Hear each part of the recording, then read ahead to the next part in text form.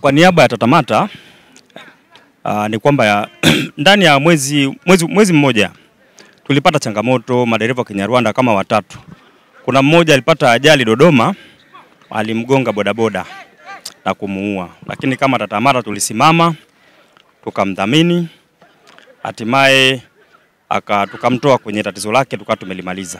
Lakini pia ajali ya pili tuliipata hapo Mbande, Kibaigwa. Kwa bahati nzuri nilienda mwenyewe kwenye hiyo changamoto, tukamkuta dereva pale, tukamwekea dhamana, hatimaye akatoka na kesi juzi iko mahakamani huko wilaya Chamwino, akapigwa faini, maisha mengine akaendelea. Lakini pia siku tatu zilizopita kiongozi wetu Haruni Mwinula alienda Ubungo, kuna ajali pia ilitokea.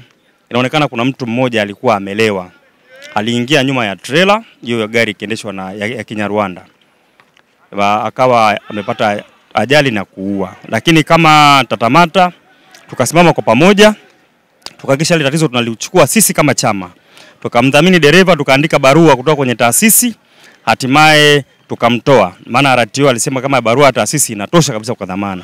Wito wangu ni nini? Nawaomba sana madereva wote kutoka nchini Rwanda, hakikisheni mnajiunga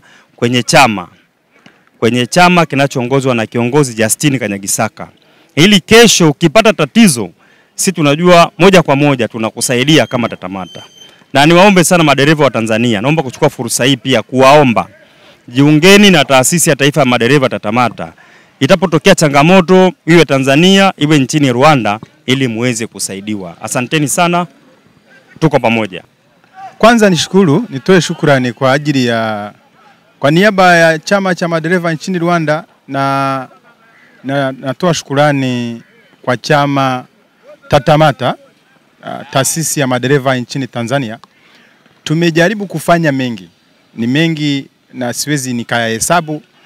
Kiongozi Yohana amejaribu kuyapitia ya juzi tu, lakini hata na awali tulifanya mengi. Wamejaribu kuwadhamini Wanyarwanda wengi waliopata matatizo, hasa matatizo ya ajali barabarani. Na matatizo ya ajali barabarani ni lazima yawepo kwa sababu ndio maana inaitwa ajali. Lakini TATAMATA inafanya kazi muda wote. Nakumbuka ajali ya mwisho juzi ilikuwa saa 7 usiku. Dereva wetu akapata ajali, akatupigia simu. Moja kwa moja tukapiga simu kwa viongozi wa TATAMATA, wakawasiliana na kushirikiana moja kwa moja. Akafika kiongozi, akafika kwenye tukio, akajaribu kuongea na vyombo vya ulinzi na usalama, hasa wahusika wa barabarani ambaye ni askari polisi waliofuatilia hiyo kesi. Na bahati nzuri, bahati mbaya ajali ilisababisha kifo. Kama Yohana alivyosema, raia alikuwa hayuko vizuri, nadhani alikuwa amelewa kidogo, akajitupa kwenye gari. Lakini asubuhi yake chama kilisimamia, kikatoa dhamana, na vyombo vya ulinzi na usalama na vishukuru sana kwa sababu wamefanya wajibu wao vizuri kabisa. Wametimiza sheria, kama ni wasimamizi wa sheria kama ilivyo. Raia wakamwachia akaendelea na gari yake kwa dhamana ya TATAMATA. Kwa hiyo nawahisi madereva wa Tanzania, hasa madereva wa Tanzania wajiunge na chama. Kuna umuhimu wa chama kwa sababu sisi kama chama, kama vyama vina muungano, tunafanya kazi masaa 24 na sisi hatulali.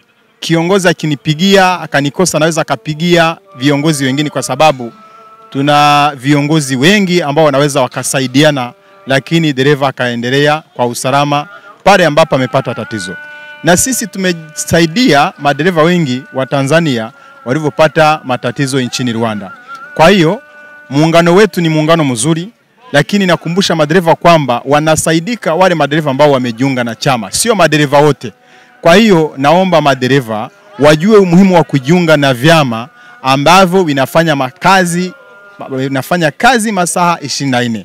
Kwa kweli umuhimu wa vyama upo na unaonekana, na tunashukuru. Sasa hivi tulikuwa tunafanya kikao ili tuendelee tuboreshe muungano wetu na tujaribu kuweka mambo sawa, ili hata kesho kutwa ikitokea tatizo lingine tujue tutalisovuje.